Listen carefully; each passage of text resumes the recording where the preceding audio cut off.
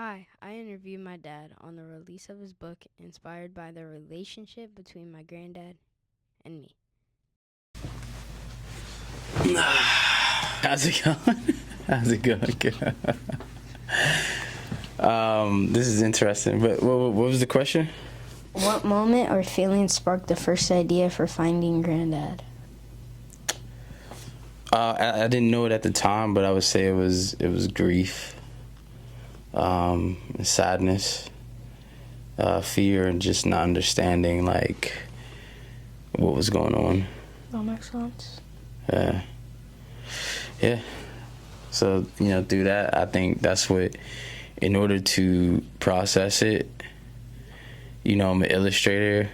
I enjoy all types of craft, like art and stuff like that. So first, originally writing it was a poem.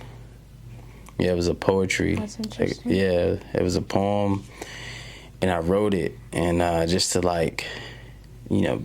get into that creative space to cope, and then over time I refined it. But yeah. Awesome. Yeah.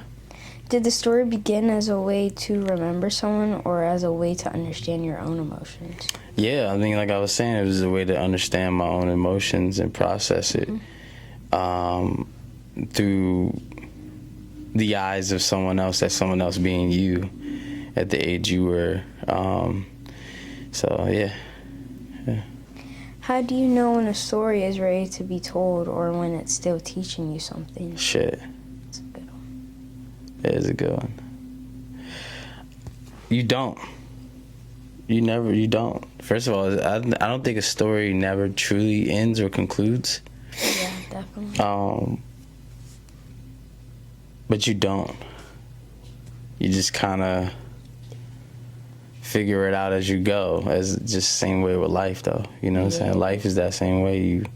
You figure it out as you go. Nobody has an understanding of life fully. Definitely. So,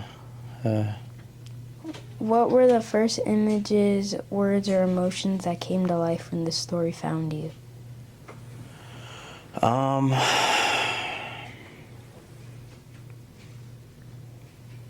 Do the question one more time. What were the first images, words, or emotions that came to life when the story found you?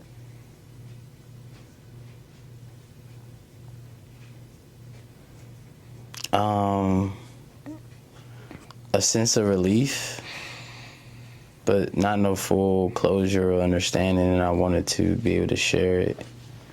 And I mean, you kind of get a little afraid to share it. I'm still afraid to share it because I don't want people to be like, yo, that don't make sense. It's stupid. Like how you feel that way or how you see it that way is dumb. Mm-hmm. I mean, there's always that fear of judgment, but you kind of want to block it out. And I think through you, your mom, and my sister, like kind of being like, oh wow, having whatever moment, it was not massive or anything, but whatever they feel is like, yo, you should put it out. It kind of gave me the courage to just like want to share it and be like, I think more people should hear it. And I think the biggest moment was when I read it to you. And it was like, wow, like, I think I should, like, because when I read it to you, I was just kind of like, oh, hey, I found this, I wrote. And I was just like, but the impact that it had, I was like, man, I think more people need that. So, yeah. What was the most difficult emotion to capture in finding granddad? Sheesh. I mean,